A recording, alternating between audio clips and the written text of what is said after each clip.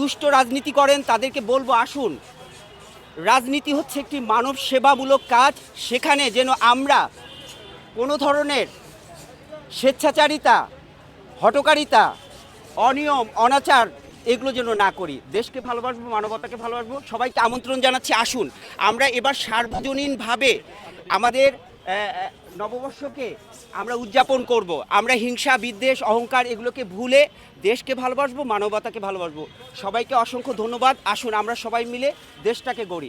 এবং ফিলিস্তিনে যে যুদ্ধ চলছে, আজকে বিশ্ব নেতাদেরকে বলবো যে দেখুন, আপনারা আজকে জাতিসংঘে রয়েছেন এবং বিশ্ব নেতা হিসাবে আপনারা সুপরিচিত, কিন্তু এই মানব জাতির প্রতিনিধি হিসাবে আপনারা যে হঠকারিতা, অনিয়মগুলো করছেন, যুদ্ধ লাগিয়ে দিচ্ছেন এবং অনাচার, অবিচার, হত্যা, জুলুম চলছে, এগুলো আপনাদের প্রণোদনায়। তাই আপনাদেরকে বলবো, পৃথিবীটা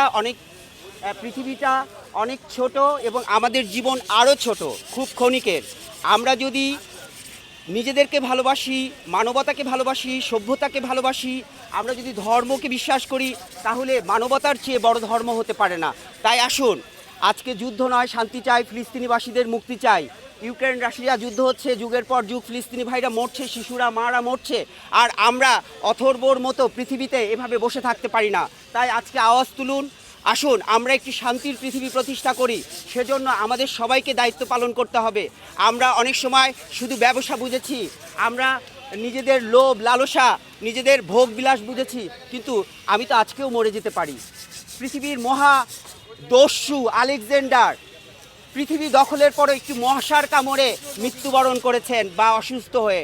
তাই বলবো সবাইকে, নেতাদেরকে আহ্বান জানাবো, বা বাংলাদেশে যারা নেতা হতে চান, আমরা নেতা হতে চাই না, আমরা নেতা বানাতে চাই। আদর্শিক নেতা, দেশপ্রেমিক নেতা, মানবতা প্রেমিক নেতা, যারা মিথ্যা বলে না, কোনো ধরনের ছলচাতুরি এবং কোনো ধরনের হঠকারিতা নেই, তাদেরকে আমরা চাই। আসুন, সাংবাদিক ভাইদেরকে বলবো, আপনারা নিজেদেরকে ভালোবাসুন। এই পেশার চেয়ে মহৎ পেশা হতে পারে না। আমার অনেক শ্রদ্ধা আপনাদের প্রতি। আমরা কখনো দলবাজিতে, আমরা কোনো দলকানা হব না। আমরা দেশের তরে, জনগণের স্বার্থে আমরা রিপোর্ট করব যে কথাগুলো সাধারণ মানুষের, এই কথাগুলো। তা আমি একজন শিল্পী হিসাবে আমার দায়বদ্ধতা থেকে আমি সমাজ নিয়ে কাজ করছি, দেশের প্রতি আমার দায়বদ্ধতা রয়েছে। সেগুলো দিয়ে আমরা একটা সমৃদ্ধ সোনার বাংলাদেশ প্রতিষ্ঠা করব। এজন্য সবাইকে আহ্বান রইল, আসুন। আমি নাফিউজ্জামান নাফি, একজন চারুশিল্পী, সংস্কৃতি কর্মী, স্বেচ্ছাসেবী। সংস্কৃতির নানা বিষয়ে আমার দুর্বলতা রয়েছে। আমি একজন স্বেচ্ছাসেবী সমাজকর্মী, রাস্তা এখনও ঝাড়ু দেই।